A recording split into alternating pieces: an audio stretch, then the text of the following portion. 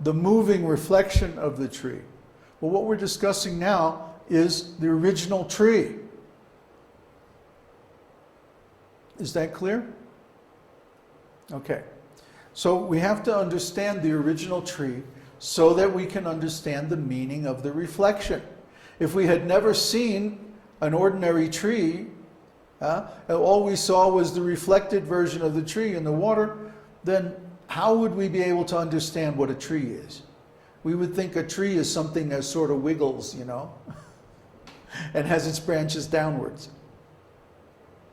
But actually a tree stands still and has its branches upwards. So we have to know the original tree. Then we can understand the reflected tree. But we shouldn't be lazy. We should study if necessary. Clear up our terms.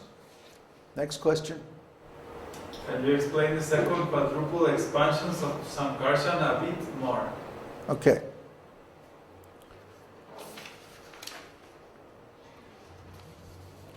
In the spiritual world, Balaram expands from Krishna.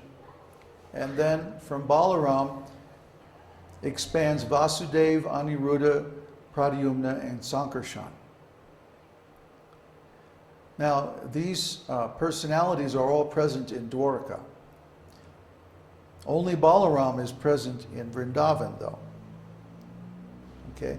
Krishna is the supreme. Therefore, he has nothing to do. He simply wills that certain things should happen. And then he expands himself, and the expansions take care of all this other business. Krishna just engages in loving pastimes with his devotees. That's all he does. But Balaram is responsible for his service. And Balaram manifests, for example, as all the paraphernalia of Krishna's service. His clothes, his jewels, his seat, his palanquin, or his cart, all the plates and paraphernalia that are used to serve him prasadam, so many things. His umbrella and his paraphernalia of worship is all considered to be directly Balaram. Then beyond that, there's the temple and so many other things that are required for Krishna's service. And these are further expansions from Balaram. In Dwarka, Aniruddha and Pradyumna are Krishna's sons, his eldest sons. So they are like expansions from Krishna's body that take care of different services in the Dwarka Leela. Dwarka Leela is, of course, on the platform of opulence. So Sankarshan is the principal expansion for this opulence and manifests all the paraphernalia used in the Dwarka Leela. Then from Dwarka Leela, you have expanding the Vaikuntha planets. And Sankarshan is the principal expansion in the Vaikuntha planets that manifests all this opulence. And from Sankarshan, then Mahavishnu expands. And from Mahavishnu, there's a second quadruple expansion. And these quadruple expansions help Mahavishnu control and manipulate the material energy that also expands from him.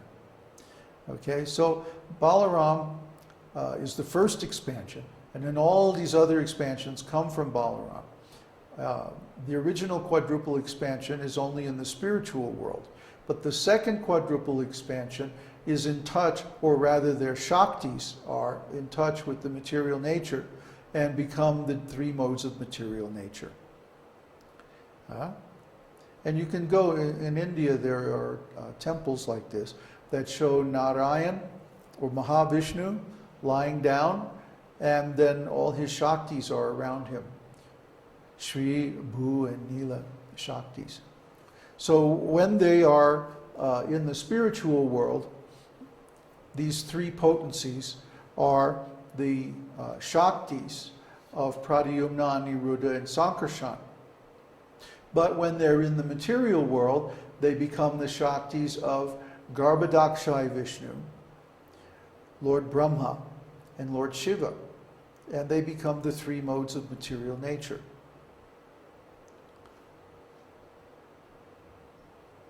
Is that okay? Huh? We're going to study a diagram of all this in the next section of the class.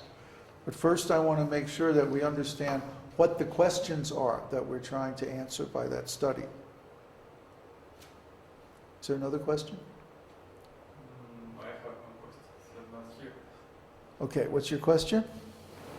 This is something that we realize it's not just mental.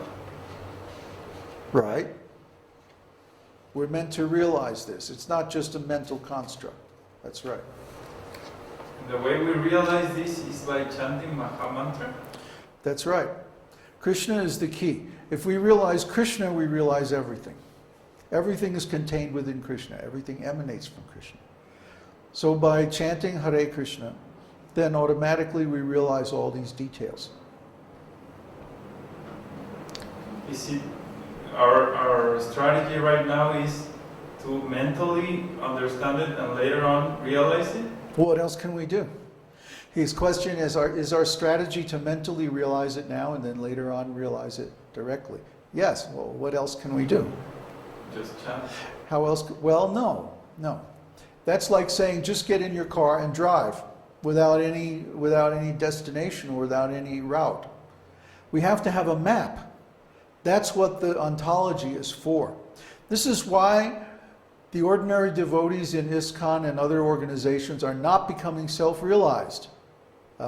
Because they're driving around with no map. They don't have any idea where they're going. So they're getting lost. They've never seen it. It doesn't matter whether you've seen it or not. You have to know what to ask for. When we chant, we're asking Krishna, Krishna, energy of Krishna, please engage me in your service. Well, what service? Which service exactly do you want to be engaged in? What part of the spiritual world do you want to go to? What mood do you want to exchange loving affairs in? What kind of form do you want? What kind of activities do you want? What level of the spiritual world do you want to be in? There's all these questions. It's a big place. It's bigger than this whole material universe. So there are all these different layers, all these different levels, all these different destinations that you can go in the spiritual world. Which one do you want to go to? What are we asking for? What are we trying to accomplish with our chanting? A good example is Dhruva Maharaj. Dhruva was chanting for one very particular reason. He wanted to be the king. He was supposed to be, as the eldest son of his father, he was supposed to be the next king. And his mother-in-law cheated him. Not mother-in-law, stepmother? What do you call someone's second wife? Anyway, the second wife of his father cheated him out of being the next king. So he said, who can help me? And his mother said, only God can help you. So he said, well, how do I find God? And his mother, she didn't know very much about God. She said, well, great saintly persons go to the forest to find God. So he said, okay, I'll go to the forest and find God. So he went to the forest and he started chanting. Narada Muni appeared and became his guru, so he had a lot of help. So he started chanting specifically to get his kingdom back. And after 6 months of chanting, that sounds familiar, doesn't it? 6 months. It was 6 months. Huh? Wasn't it less? No, 6 months. After 6 months of chanting Om Namo Bhagavate Vasudevaya and performing austerities, then Krishna appeared to him. He appeared in his four-armed form as Vasudeva. So when Vasudeva appeared, Dhruva said, I was wrong. I was asking you for broken glass, and now I see the most beautiful jewel, God himself. So actually, the thing that we ask for when we're chanting, or the thing that we desire while chanting, determines what result we will get. So it's very important that we have a clear idea what we're asking for. because we will get it. And if we desire something less than the ultimate, then we'll lament like Dhruva. We'll say, oh no, I was just asking for something stupid, something very small. Why was I asking that? That wasn't very intelligent. I should have asked for the highest, the greatest, the most wonderful thing that I could possibly get from my chanting. If we don't understand the structure of the spiritual world, we're liable to ask for something less, like liberation. And we'll get it. We'll get it, for sure, because that's the nature of the mantra. That's the nature of God's name. But we won't get the higher thing unless we ask for it. So we have to know what we want. What do we want? What's going to make us happy? We have to know these things. This is all so important.